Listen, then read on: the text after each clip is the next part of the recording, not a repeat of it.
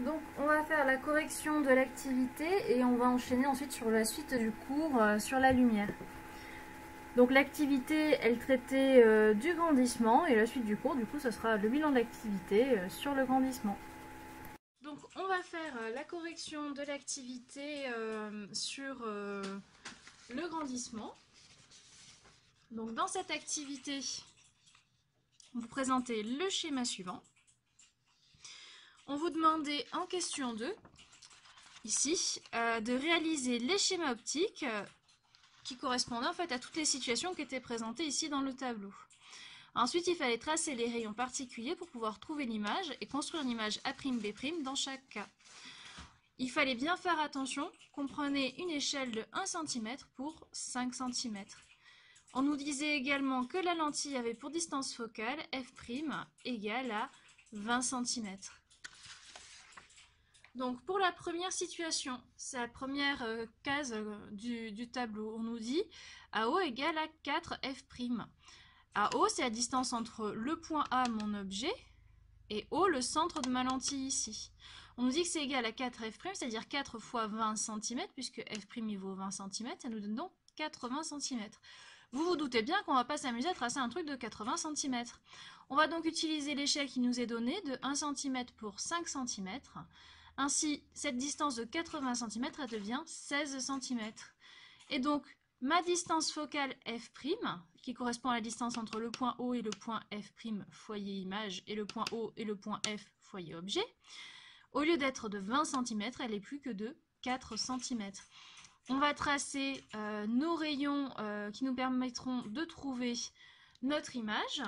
Le premier rayon qu'on peut tracer, c'est toujours le même, c'est les rayons qui va passer par B, par le point B et par O le centre optique. Ce rayon-là, il n'est pas dévié.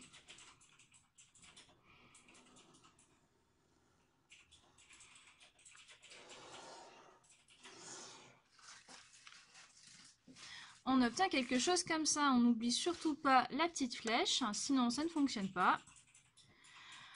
Ensuite, on peut tracer par exemple le rayon issu de B qui part en étant parallèle à l'axe optique et qui ressort en passant par le foyer image F'.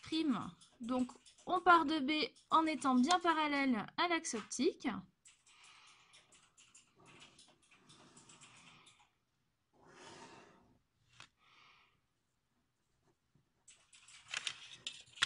Et on ressort en passant par F'.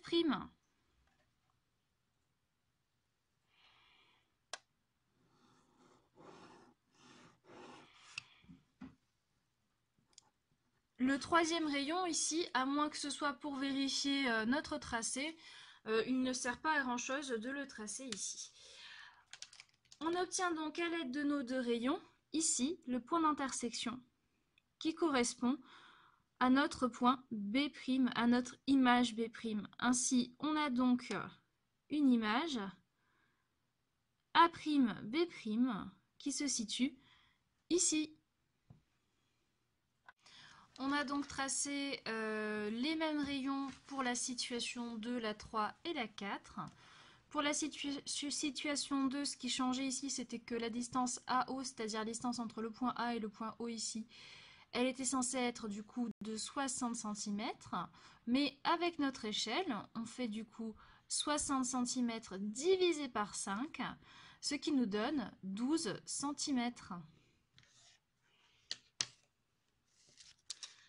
On obtient donc l'image A'B' ici. On a fait la même chose pour la situation 3. Ici, on avait 2 fois f', c'est-à-dire 2 fois 20 pour la distance AO, ce qui nous donnait 40 cm avec l'échelle, donc 8 cm. Vous aviez 8 cm ici, et si vous voyez, vous aviez A' et puis B'. Même chose pour la situation 4. Cette fois-ci, AO, ça valait 1,5 fois f'. Donc 1,5 fois 20 cm, on obtenait quelque chose de 30 cm. Avec l'échelle, ça nous donnait donc 6 cm. Et on obtient ici notre image A'B'. Donc on a tracé les deux mêmes rayons à chaque fois. Celui qui part de B et qui passe par O, en vert ici, il n'est pas dévié. Et celui qui part de B en étant parallèle à l'axe optique et qui ressort en fait en passant par le point F', le foyer image. Donc ça c'était pour la question 2 et la question 3. Pour la question 4, il fallait ensuite mesurer sur les schémas les distances et puis compléter le tableau. Je vous disais de faire attention à tenir compte de l'échelle. Ça veut dire que chaque distance que vous mesurez sur votre schéma, vous devez la multiplier par 5 puisqu'on a pris comme échelle 1 cm qui donne 5 cm. Donc j'ai déjà complété ici les distances AO qu'on a calculées au niveau des schémas.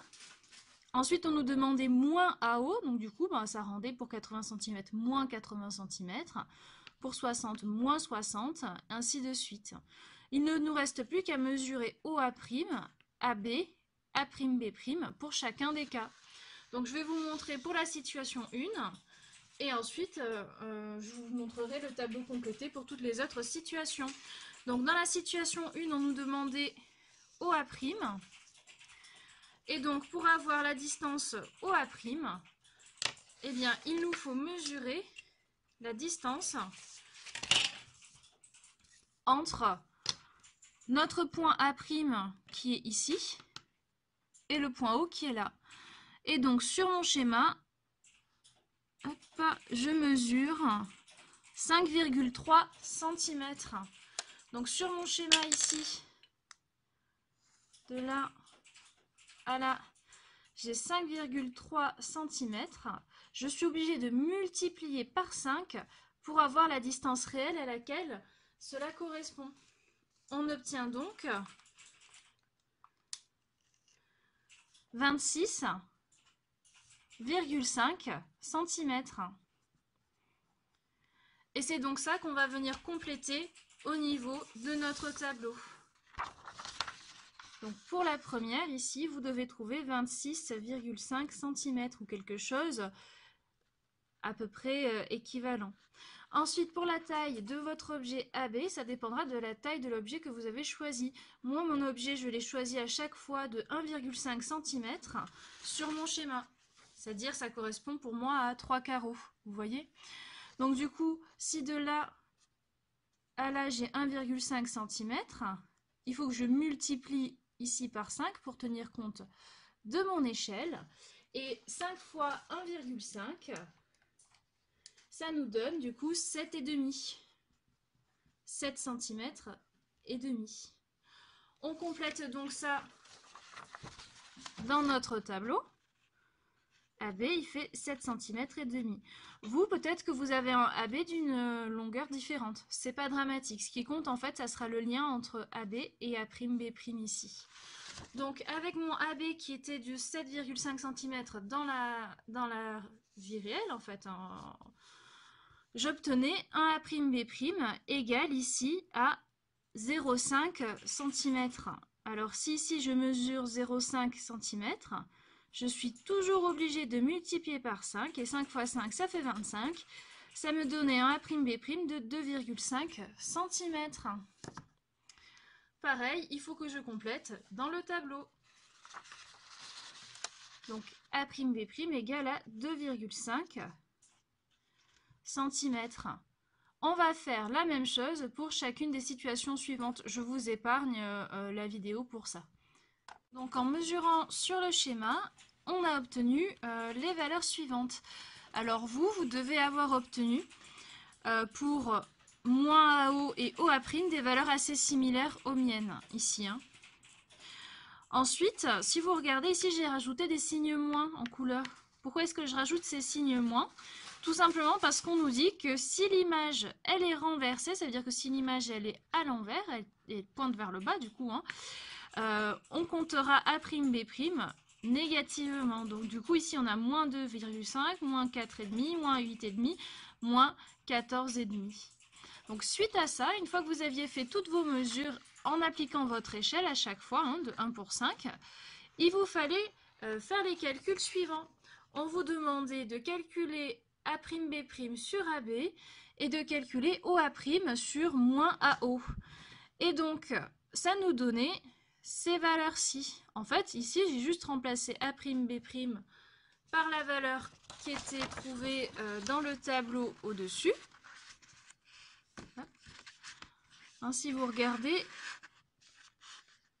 ce que j'ai fait, c'est que j'ai remplacé A'B' ici par sa valeur et AB par sa valeur ici, hein, pour celui-ci. Et ainsi de suite. Ici, là, j'ai pris A'B', AB. Et ainsi de suite. On obtient les valeurs suivantes. Normalement, vous tombez à peu près sur les mêmes valeurs que moi. À peu près. Hein. Tout dépend en fait de la qualité du tracé. Et alors, je vous demandais, qu'est-ce qu'on peut en dire en fait finalement de ce tableau-là? Eh bien, si on regarde, ici on est à moins 0,44, ici on a moins 0,33. Ici, moins 0,6, moins 0,5. Ici, moins 1,1, moins 1,1. Ici, moins 1,9, moins 2. Si on regarde quand même ces valeurs, elles se suivent. Hein, elles sont quasiment identiques à chaque fois. Donc, ce qu'on peut en conclure, en fait, finalement, c'est que A'B' sur AB, c'est environ égal à OA' sur moins AO. Et donc, c'est ce qu'il vous fallait conclure. Ce qu'il vous fallait constater en fait ici, qu'on avait du coup A'B' sur AB qui est environ égal à OA' sur moins AO. Il fallait ensuite en conclure en complétant la formule suivante en prenant gamma, c'est cette espèce de Y bizarre, comme étant le grandissement. Le grandissement, en fait, c'est la manière dont votre lentille va grossir votre objet. Et donc, si on regarde un petit peu nos schémas, dans la situation 1, on voit que A'B' sur AB, ici, il est inférieur à 1 en valeur absolue. Hein, on est à 0,44. Et qu'est-ce qu'on peut observer ici? Notre image, elle est plus petite que notre objet. Si on regarde ici, pour la situation 2, on trouve également A'B' sur AB inférieur en valeur absolue à 1. Eh bien, comment ça se fait? C'est parce que notre image ici est plus petite que notre objet. Maintenant, si on regarde la situation 3 et la situation 4, en fait, les choses sont inversées. On voit bien que le quotient ici, il est supérieur en valeur absolue à 1, et ici aussi. En fait, ce qui se passe, c'est que votre image, elle est agrandie. Hein. Votre objet, il a été agrandi entre là et là. Et c'est encore plus flagrant sur la situation 4. L'image, elle est plus grande que l'objet.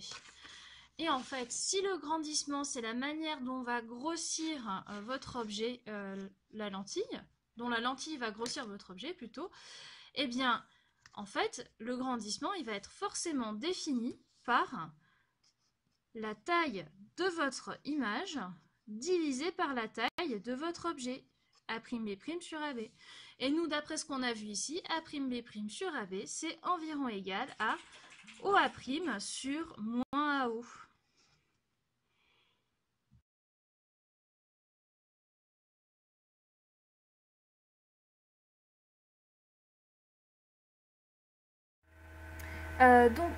L'image d'un objet par une lentille mince convergente, on est au niveau du cours, on va passer au petit 3, grandissement.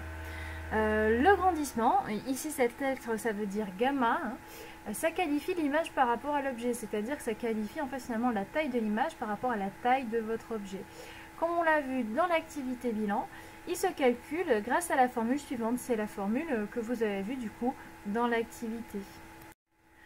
Dans l'activité, on a également pu se rendre compte de plusieurs choses. Premièrement, je vous ai dit, à chaque fois que la valeur absolue de gamma était supérieure à 1, on disait que l'image elle était agrandie. Et quand la valeur absolue de gamma était inférieure à 1, on a dit que l'image était rétrécie. Ça, c'est ce qu'on a vu dans l'activité. On peut même aller un petit peu plus loin. Si gamma il est inférieur à 0, ça veut dire que votre image elle va être renversée. Et si gamma il est supérieur à 0, votre image, elle sera droite.